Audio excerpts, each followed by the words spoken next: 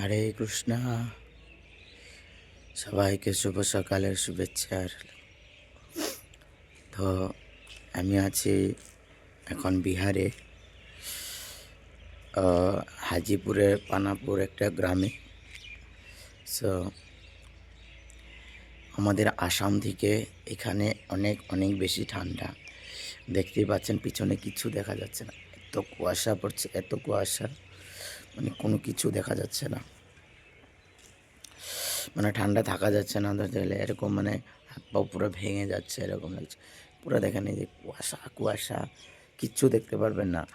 আপনি যদি মোটামুটি 10 ফুট দূরও দেখতে চান তাও দেখতে পারবেন না। আর দেখেন কিছু দেখা যাচ্ছে না, এটা হচ্ছে নিচের অংশ।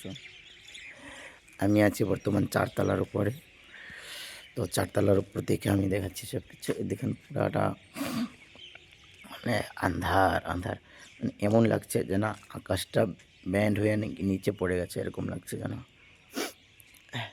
আর এখানে এত ঠান্ডা, মানে আমার 2 দিনে হালত টাইট হয়ে গেছে পুরা, এত শরীরে ব্যথা হয়ে গেছে, এত ব্যথা হয়ে গেছে ঠান্ডায় না বলার মতো না। আমার 2 দিন প্রোগ্রাম করে একদম পুরা শেষ। আমার ভয়েসটাও এখন দেখতে পাচ্ছেন ভেঙে গেছে, কথা বলছি, গান মানে কী বলবো আর বলার মতো নেই, এত ঠান্ডা।